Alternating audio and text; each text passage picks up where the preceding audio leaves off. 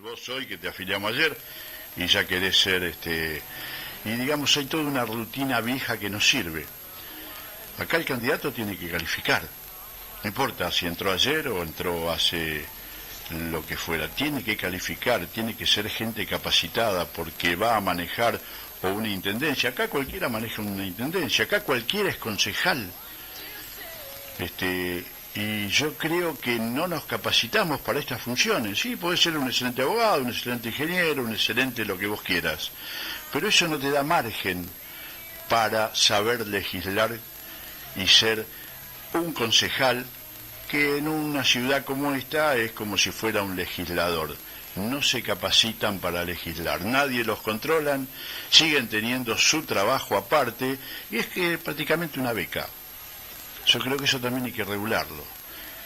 El concejal o va ad honorem, porque ya tiene su trabajo y su profesión, y le hace un aporte a su comunidad, o si no, que se dedique a ser concejal, que tenga un horario, que lo cumpla y que rinda también con sus obligaciones y que se le pague lo que corresponde. Esto creo que tiene que ser así de una vez por todas. También hay que terminar con esto, donde nadie sabe qué hacen, cuándo hacen, quién controla, quién está, quién no está. No sé si la izquierda esto lo contempla, pero esta es una versión de Ciudadanos. Yo tengo 65 años, soy un adulto mayor, he trabajado toda mi vida, es más, he presentado hace 3 años aquí en Nogoyá, 35 años de servicio, todavía no me he jubilado, con 35 años de servicio, porque yo trabajé desde chico en relación de dependencia. Incluso tenía mi libreta de ahorro hasta los 18 años, y a los 18 años recién podía ingresar oficialmente al sistema jubilatorio. El sistema jubilatorio que también todo el mundo lo daña, todo el mundo lo maneja, todo el mundo se lo gasta, y hoy estamos en la situación que estamos, porque cada vez son menos las personas activas para mantener a los pasivos, y esto de pasivo tampoco me gusta, porque denigran a la gente, porque una persona con 60 o 65 años jubilada ya no tiene por qué ser pasivo, tiene una experiencia de vida y se podría aprovechar, incluso políticamente, tener gente que tenga actividad y que le den posibilidades, sin duda, a aquellos que califiquen, ¿no? Bueno, usted se refirió a muchas cosas que tienen que ver justamente con las preocupaciones y las preguntas que se realiza la gente a diario. Si hay una cosa que caracteriza a la izquierda clasista en Argentina, a diferencia de este gobierno que dice ser de izquierda, que la gente o un cierto sector social lo ve como izquierda, que es una gran mentira, como dijo el compañero Marino, es el hecho de que el Frente de Izquierda pelea no solamente para que nosotros consigamos bancas en la Cámara de Diputados, en los consejos deliberantes, solamente nos interesa la lucha política, por la lucha política en sí misma. Acá hay una frase que puso muy de moda un señor que tiene que ver con los medios, que mejor no quiero acordarme por una cuestión personal, y no quiero tampoco que usted se pelee, que habla de jugar a política. Para él la política es un juego, y la política no es un juego. Nosotros peleamos para que la clase trabajadora, no solamente el obrero que que trabaja en una fábrica, nos referimos al pequeño comerciante que fatiga muchísimo para llegar a fin de mes y para pagar los impuestos, cuando los grandes capitalistas reciben subsidios enormes por la actividad parasitaria que cumplen en esta sociedad, por los jubilados mal pagados, donde en este gobierno provincial no les garantiza siquiera la continuidad del 82% mínimo vital y móvil. Nosotros peleamos para que toda la gente que trabaja a diario, los docentes, los obreros, los estudiantes, tengan una representación propia, independiente de otra clase social, porque no son los estúpidos de la sociedad. Porque si vamos a ver cómo está conformado, sin ir muy más lejos, y le digo que reflexione la gente de Nogoyá, cómo está conformado el Consejo Deliberante, díganme cuántos trabajadores que no sean profesionales o de la media y gran burguesía existen. Cuando se eligen concejales porque solamente, y con el máximo respeto que me merecen todas las creencias religiosas, porque le daba catecismo a los chicos pobres, no hay ningún concejal que haya estado al frente de una lucha por el cierre de Nestlé, porque en su momento fue catastrófico para esta ciudad. No hay ningún concejal que se haya caracterizado por encabezar una lucha por reivindicaciones serias y sentidas de la gente, por luchar contra la desocupación, por luchar contra la precarización. Hoy por hoy el municipio de Nogoyá es el mayor dador de trabajo precario en esta ciudad, a través de esos famosos planes sociales. Por eso nosotros decimos, porque creemos y estamos convencidos de que los números dan por el pase a planta permanente de todos y cada uno de los contratos que existen, porque son personas que trabajan y se quieren ganar el sueldo dignamente, no recibir una dádiva. Y el municipio es una mentira que no está en condiciones de soportar ese costo político y ese costo económico que significa asumir, porque desde el momento que existe un trabajador y se lo contrata es porque sirve y es útil a la sociedad, porque se sacaron 50 millones de pesos de la caja de jubilaciones que le pertenecían a todos los obreros de Nogoyá para comprar terrenos para un futuro incierto que nadie se acuerda hoy, nadie más habla de ese famoso parque industrial, que yo en su momento, lamentablemente fui muy poco escuchado, dije: señores, si ustedes tuvieran, ya las empresas lo estarían anunciando con bombos y platillos.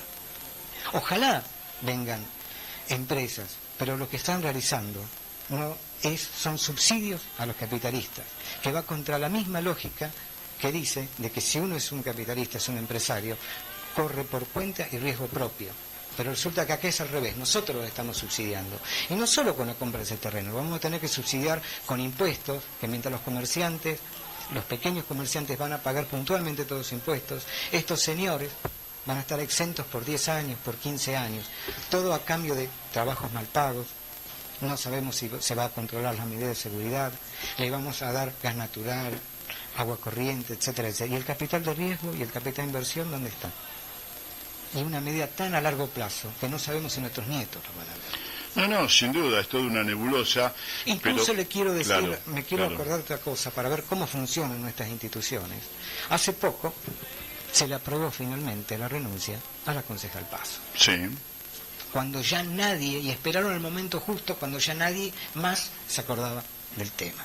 El problema de los nogoyaenses es que a veces tenemos mala memoria. No, de los argentinos. Sí, esto hay que generar. Y en particular claro, nosotros claro, tenemos muy mala memoria. Claro. Y es así como funcionan estas instituciones. Y ahora la pelea es quién la va a reemplazar, quién no, los cambios en el gabinete, nadie aclara el por qué no. Por eso nosotros decimos, es hora de los que trabajan, de los que ponen el lomo en esta sociedad, docentes, pequeños comerciantes, trabajadores todos, tengan representación propia, independiente. Está bueno, hay gente capaz, pero hay gente que no está educada ni siquiera para votar. Una sola referencia. Ayer estuvo el gobernador de la provincia acá. Sí. Se molestó el gobernador de la provincia con todo su séquito para inaugurar 100 metros de asfalto. 100 metros de asfalto. Digo, de pronto, una cuadra de asfalto, una comitiva, una movida y la presencia del gobernador, como si no tuviera problemas la provincia o temas mucho más importantes, porque esto de inaugurar y vender fuegos artificiales y decir que son obras, realmente, y después venir a traer subsidios, eso lo puede hacer hasta un cadete, la provincia para un seguir cadete adelante, premium. Lo interrumpo un segundo. La provincia de Entre Ríos, para seguir adelante todos los meses y pagar puntualmente sueldos y toda la maquinaria burocrática del Estado, que es un gasto oneroso, enorme, Sí. necesita endeudarse, y si usted lee los diarios, cada mes, o cada 2 o 3 meses, la legislatura aprueba préstamos a pagarse en 2 o 3 años y más también, Sí, siempre la pelota por para adelante. millones de pesos. Sí. No tengo ahora la cifra exacta, pero debe superar tranquilamente los 1.500 millones de dólares, fácil. el endeudamiento entrerriano. O sea que a final de gestión de Uribarri, que dicen que las cuestas le cierran, esa deuda la vamos a pagar todos y cada uno de los que vivimos en esta provincia. No, y es más, Sergio Uribarri, que es el gobernador de esta provincia, dentro de poco, porque se va a hacer campaña, porque pretende ser, y está aprobado por Cristina, candidato a presidente de la Nación, junto con el gobernador, creo que es de Catamarca, que es un radical K. Es una de las futuras fórmulas. Digo, la Argentina está asignada por esta sarta de incapaces que no pueden gobernar si no les tiran un hueso o hoy de la nación, y mañana tendrán que ir a pedir un hueso al mundo porque no tienen capacidad para generar. Esto de que se hablaba de un estadio único y que se hizo tanta bambulla, increíble que nos estemos ocupando de poder tener un estadio único en Entre Ríos, con todos los problemas que tenemos, los caminos estos de la producción que alguna vez habló Busti. Yo me acuerdo que llegaba a Entre Ríos y estaba gobernando Busti. Son los mismos caminos que hace 200 años recorren los productores para poder traer o sacar la cosecha a alguna ruta al asfalto, vamos a decir, una ruta como la nacional número 12 que tenemos aquí enfrente, que es el único asfalto, salvo la ruta provincial número 36. Después no hay más asfalto, no hay... ya hablamos de caminos, porque ni pensar en autopistas. Es increíble que llueva en el campo y no se pueda sacar absolutamente nada, y bueno, estemos como hace 200 años atrás, por lo menos en materia de caminos vecinales, ¿no? Bueno, pero fíjate que la incapacidad para gobernar que caracteriza tanto al gobierno nacional como los gobiernos provinciales tiene que ver con una orientación social específica que los gobiernos defienden. Acá vos pusiste en cuestión la cuestión de la calificación necesaria para gobernar, y en ese sentido a mí me parece importante observar lo siguiente. Vos al principio de tu locución hablabas de Vudú, un corrupto, involucrado en el caso de corrupción de Chicone. No solamente un corrupto, sino que él surgió como militante en la UCD, una fuerza política que reivindicó la dictadura militar.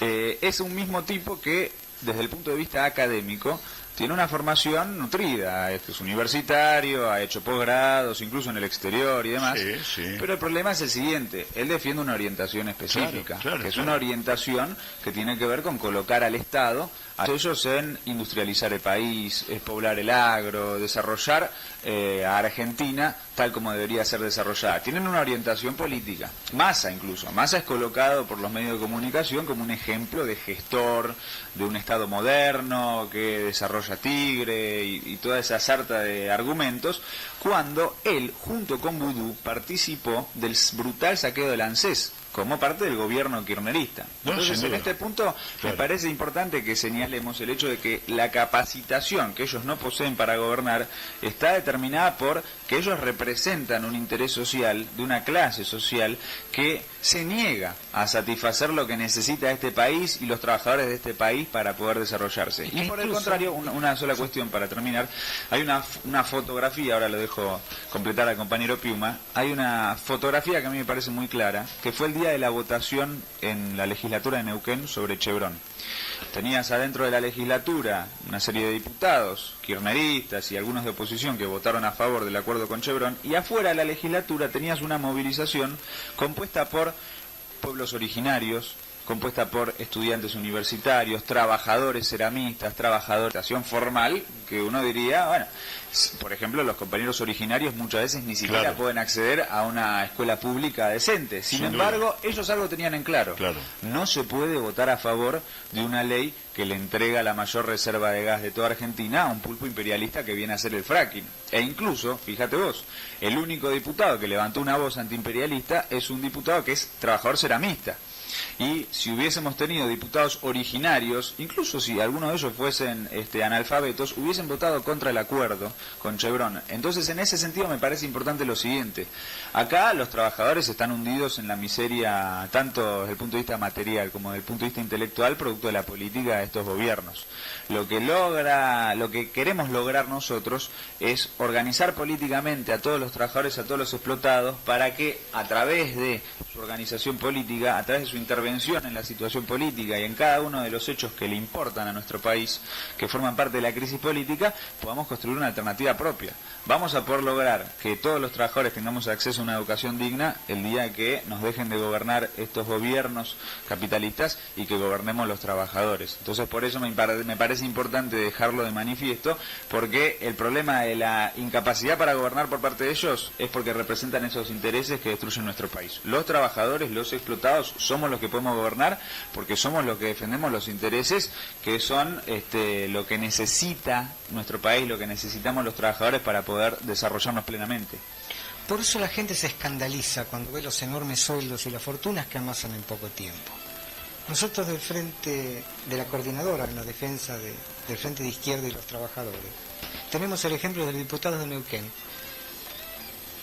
que visto que no le aprobaron una ley para reducir las dietas, porque nosotros no decimos que tienen que ser pobres y volar para abajo como nos acusan, no, claro, sino que decimos, como están las cosas, decimos que un diputado o un concejal debe ganar lo que gana un obrero calificado, porque necesita una preparación, se necesita, claro, entonces más o menos como un obrero calificado. Claro, o sea, claro.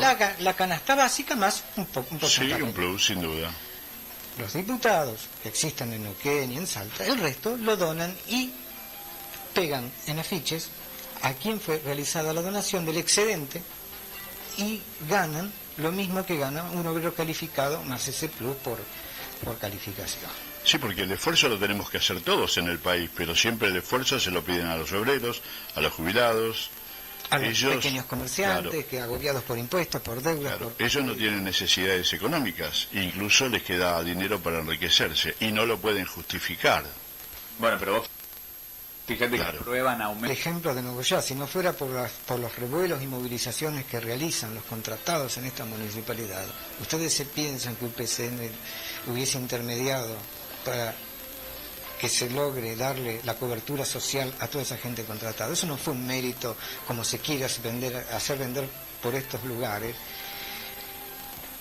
o un mérito del gobierno o del sindicato burocratizado. Eso fue producto de la oposición constante por las condiciones de trabajo de las personas. Seguramente un municipio no debería tener contratados porque ya está dando un mal ejemplo. Un contratado está al margen de muchas posibilidades de cobertura social. Y es más, se le termina el contrato y fuiste, ni siquiera tiene asegurada la posibilidad. En esta sociedad claro, no tiene que ser una lotería, no tiene que ser, bueno, yo llegué, tengo la suerte de estar, me quedo aquí. Es un derecho garantizado en la Constitución liberal que tanto dicen defender los señores ilustrados. Todo el mundo tiene derecho a trabajar, se industrializa. Nadie lo respeta, por eso nosotros decimos, la única manera posible de vivir en una sociedad más justa es que los que menos tienen se organicen separadamente de todas las variantes que tienen intereses mezquinos de un solo sector y llevar adelante justamente la liberación completa de los sectores más oprimidos de esta sociedad. Habrá que bregar mucho, capacitar mucho. Mire, le doy un ejemplo. Sí, 2011, sí, sin tener representación sí, con personería jurídica, sí, el Frente de Izquierda y de los Trabajadores, por tener personería nacional, pudo presentar candidatos a presidente y vice en la provincia de Entre Ríos. Sin tener un solo militante, sin tener un solo personaje que vaya a repartir un voto, dejó afuera a la fórmula de Pino Solanas, sacando el doble de votos en esta provincia, pero no pudiendo competir por diputados nacionales por no tener personería jurídica. Todo eso se pierde en estas elecciones, todo eso resucita esa variante del MST, que ya está programando un acuerdo con un sector perdedor del FAP para canalizar. ¿Por qué crecen todos estos partidos que nosotros decimos que como el kirchnerismo dicen ser de izquierda y no lo son, porque justamente nosotros no tenemos presencia. Por eso estamos acá, partimos de Nogoyá, vamos a Concepción del Uruguay, vamos a estar en Paraná también en estos días, para convocar a los partidos que tienen militantes y una pequeña representación del FIT, que es el Partido Obrero y el Partido de los Trabajadores Socialistas, para debatir entre todos los independientes, entre todos los personas protagonistas de movimientos sociales, de lucha contra el fracking, etcétera, etcétera, a conformar y poner en pie una alternativa política de izquierda que el pueblo entrerriano se lo merece. Y no es una provincia donde no pasa nada. El conflicto social existe, está alargado, muchas veces se tapa. Por ejemplo, el conflicto de los trabajadores de los frigoríficos en la costa del río Uruguay, el de los trabajadores precarios, el de los municipales, la nacionalización, los estudiantes con la nacionalización de la UADER, que iba a ser la Fermín Chávez, y todas esas luchas las protagonizó el pueblo entrerriano, no la protagonizaron extraterrestres ni personas que no son. Entiendo, yo creo, y me parece una sugerencia, escuchándolos a ustedes, MSP, FAK, digo, ¿no podemos tener algunas palabras que sean un poquito más accesibles para la gente que la pueda recordar fácilmente? Porque me parece que esto de abreviar y de poner 3 o 4 letras que en principio no dicen nada, para la gente estoy hablando, ¿no? La gente no las retiene. Fíjese la habilidad del Frente para la Victoria, que usó 3 palabras, de pronto que a la gente le queda. En vez si usted dice FIT, a la gente no le queda esto. Se lo puede nombrar hoy 10 veces y ni siquiera sabe lo que quiere decir. Entonces creo que ahí hay un detalle que ustedes deberían vulgarizar el eslogan, para que la gente como nosotros, el ciudadano común, el ciudadano raso, lo pueda ubicar y pueda contarle a alguien. Pues si le quiere contar a alguien, mirá, en la Euro estuvieron los muchachos de la ¿cuánto era? Creo que no dice nada, 3 letras, 4 letras, sino creo que tendrán que buscar un eslogan que sea accesible y que represente lo que ustedes son. Bueno, tomando en cuenta tu consideración, nosotros como coordinadora en defensa del Frente de Izquierda y como tendencia piquetera revolucionaria, queremos hacerle un planteo muy sencillo a los trabajadores de Entre Ríos, que es poner en pie un Frente de Izquierda, es decir, un frente donde se agrupen todos los luchadores, que tenga claras características de izquierda, es decir, que no esté con los ojeros, que no esté con los vaciadores de transporte público, que no esté con todos esos grupos capitalistas que se nutren de los subsidios estatales mientras los gobiernos precarizan a los trabajadores municipales, es decir, que no esté del lado de los patrones, que no esté del lado de los grupos capitalistas parasitarios.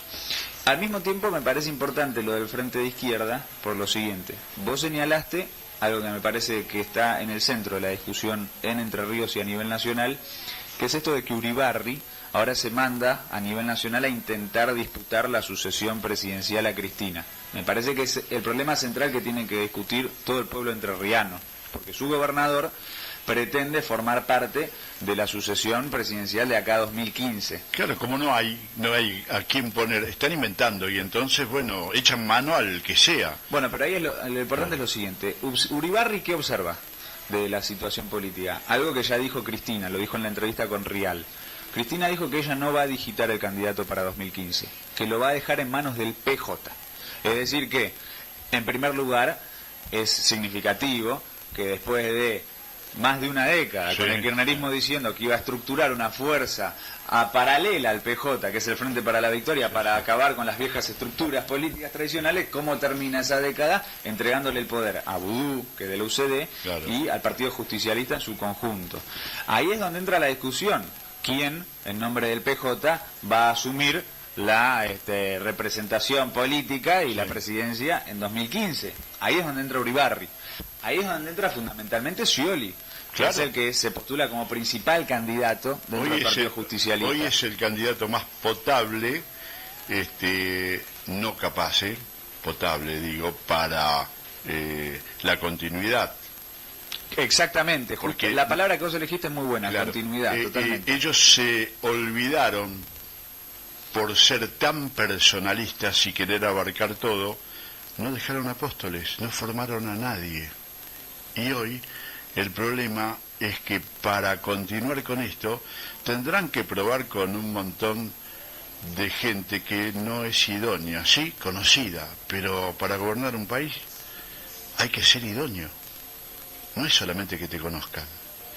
Y la gente se está dando cuenta de esto, que no es solamente alguien que conozca o que gobernó o que está gobernando y que es conocido y que la gente muchas veces sabe que está de alguna manera respaldado porque le tiran los subsidios de la nación o le consiguen préstamos. No son por mérito propio, porque no saben producir nada. Y un país, para poder ir adelante, tiene que producir, tiene que conseguir divisas. Y eso se consigue a través del campo y la industria, que ya debería trabajar junta. Alguna vez dijeron, Argentina granero del mundo. Ya no es ni de lejos el granero del mundo. Ahora es una ensambladora sojera, claro. Argentina. Pero Argentina debería pensar en ser góndola del mundo, donde el producto que se siembra y que se procesa en Argentina fuera directamente a las góndolas del mundo para ser consumida. Mientras esto no pase, y es más, yo estaba leyendo ayer un artículo que mucha gente no debe tener conocimiento. Ya se están organizando en países industrializados las granjas verticales. No se necesita ya campo horizontal o grandes extensiones para hacer verduras, para hacer frutas, sino que van a ser granjas verticales que incluso se van a hacer en los edificios. O sea que el mundo está viendo también de proveerse, aunque no tenga campo, del alimento. La Argentina produce alimento, la produce a las trompadas. Digo, si nos quedamos durmiendo, va a llegar el momento en que los grandes van a tener su propio alimento porque lo van a producir en las mismas ciudades. Bueno, sobre eso una observación y después me gustaría hacer otro señalamiento para completar el problema de la sucesión presidencial. Sobre lo que vos estás diciendo, me parece muy importante tener en cuenta que el kirchnerismo, apoyándose en esta ensambladora sojera, ha minado la producción alimenticia de nuestro país y la sujización del agro ha destruido gran capacidad productiva del agro argentino en ese terreno. Y en ese sentido también me parece importante lo siguiente: debería ser góndola de Argentina. Nosotros tenemos un país donde más del 50% de la población cobra 3.000 pesos. Sí, con 3.000 pesos, cuando el kilo de tomate está a 40 pesos y sigue subiendo, no alcanza para nada. Entonces tenemos un país donde la producción agraria se ha sojizado brutalmente, se reduce la producción en el resto de los terrenos agrícolas, y al mismo tiempo donde la población en su mayoría no puede acceder a lo que se produce ni siquiera. Entonces es un país que está minado por su propia naturaleza. Esta ensambladora sojera es lo que está estallando, producto de que, como el gobierno depende de los fondos que recibe a partir de la exportación de soja y al mismo tiempo de la emisión monetaria de Estados Unidos, como se reduce la emisión monetaria de Estados Unidos, como China retrocede, bueno, el gobierno pierde las condiciones para poder seguir desarrollándose en las mismas condiciones que antes. Esa es la naturaleza objetiva económica que determina el retroceso de Cristina y por qué Cristina reconoce que no puede seguir en 2015. Entonces a mí me parece importante en ese punto poner de manifiesto justamente que Cristina, si es por ella, deja a Scioli y al PJ en el poder en 2015. Entonces volvemos a tener al partido de Menem, volvemos a tener al partido de Duhalde, volvemos a tener al partido que ya gobernó durante tantos años, con una política de entrega, vaciamiento del país, queriendo devaluar la moneda y demás, en el poder, si es por la política de Cristina. En frente a eso tenemos una oposición que se divide entre golpistas e institucionalistas, porque tenemos a los del Frente Renovador de Massa, como Jorge Yoma, saliendo a decir que si Cristina no cede frente a las exigencias de la oposición, puede ser que no llegue a 2015. Lo mismo ha dicho Macri. Y en esa línea han salido a decir que la oposición tiene que disputar la presidencia de la Cámara de Diputados. ¿Para qué? Para prepararse para que en caso de que ella no llegue a 2015, estar claramente colocados en la carrera presidencial. Nosotros frente a eso, ¿qué decimos? Nosotros nos oponemos a cualquier golpe parlamentario que conduzca a que el poder del país lo asuma la derecha, como Massa o como de Narváez o como alguna de esas variantes derechistas del UCR, como ya del sucedió en peronismo, que quieren reemplazar, como ya sucedió en Paraguay. Ahora, al mismo tiempo también otra cuestión, y con esto quiero terminar, también queremos denunciar la impostura del sector institucionalista, el Frente Amplio Progresista, Elisa Carrió, que han dicho no, la presidencia de la Cámara de Diputados que la tenga el kirchnerismo, y acá hay que reemplazar al kirchnerismo en 2015. ¿Qué significa eso? Que están de acuerdo en que la presidencia de la Cámara de Diputados la tenga Julián Domínguez. Julián Domínguez es un hombre del Partido Justicialista que responde a las patronales agrarias. De hecho, fue colocado después de la crisis con el campo para negociar con los ojeros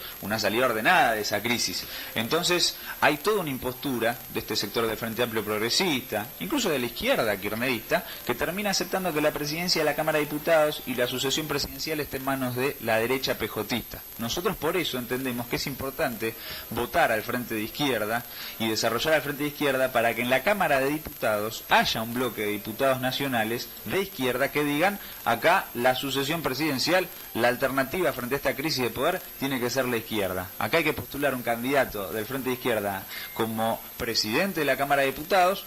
Es posible que eso no se logre porque no se reúnan los votos necesarios, pero le marca el camino a los trabajadores y los educa políticamente acerca de cómo tienen que intervenir en esta crisis de poder. Que no puede ser que vayamos atrás de variantes que quieran imponer a través de un golpe parlamentario una sucesión derechista a esta crisis de poder en estas elecciones prerrevolucionarias, que tampoco podemos tolerar que nos subordinen a la derecha del kirchnerismo, como es Insaurralde, como es Julián Domínguez, y que por lo tanto necesitamos una salida por izquierda. Ese es el planteo que nosotros estamos postulando en estas elecciones de características prerrevolucionarias, porque se agota un régimen, se termina el régimen de emergencia del kirchnerismo y por lo tanto se discute si la salida es por derecha, con una mega devaluación, un ataque a los trabajadores, o si la salida es por izquierda. El crecimiento del Frente de Izquierda en las elecciones tiene que ver con esa enorme crisis de poder que hay acerca de quién gobierna en 2015, con esa incapacidad del gobierno a seguir gobernando tal como venía gobernando y con la potencialidad de que salga una alternativa de los trabajadores de toda esta crisis política. Hay un actor importante que lo estamos dejando de lado, analícenlo, Lorenzetti. Téngalo en cuenta porque es otra de las cartas que está por allí dando vueltas y claro, no está muy visible, pero está. Totalmente. Dualde salió a decir que Lorenzetti podía asumir la presidencia en caso de acefalía. Y si empezamos a decantar, porque los que siguen después de Vudú, digamos, no califican. Entonces, para lograr una mayoría y un acuerdo, quizá Lorenzetti vendría bien a muchos intereses, y muchos estarían de acuerdo, se anotarían en esa jugada. Ha sido un gusto tenerlos cuando anden en zona, o incluso Piuma, que está acá, puede venir y hacer comentarios, buscar temas, pero es importante que también radialmente, entiendo que no son todas porque todas responden a intereses, pero lo fundamental es que la gente pueda escuchar otras campanas y cada cual después saque sus conclusiones, porque si no, seguimos con más de lo mismo. Y si uno de pronto es combatido, no es querido, pero la campana debe estar sonando y todos tienen derecho a escucharla. Mientras sigamos en el aire, nosotros consideramos esto como también información imprescindible. Te agradecemos mucho por la invitación. Una última observación muy breve. Así como Uribarri está preocupado por sacar tajada de la sucesión presidencial, lo mismo de Ángelis y de Busti, lo mismo el Frente Amplio Progresista, nosotros le queremos señalar a los trabajadores de Entre Ríos que ellos también se tienen que preocupar, porque acá, frente al derrumbe de este gobierno, tiene que haber una salida por izquierda, y por eso nos parece muy importante que todos los que están de acuerdo con esto nos reunamos y en una charla abierta discutamos para poder poner en pie al Frente de Izquierda en Entre Ríos. Y pelear por la legalidad, finalmente, y poder participar de la lucha política, en un pie de igualdad. Bueno, le agradezco En buena hora y siguen para alguna localidad entrerriana. Concepción del Uruguay. Concepción del Uruguay. Importante, muy importante Concepción del Uruguay. Bueno, ténganos al tanto y nos estamos reencontrando en cualquier momento. Muchas gracias. Muchas gracias. El templo de la mente.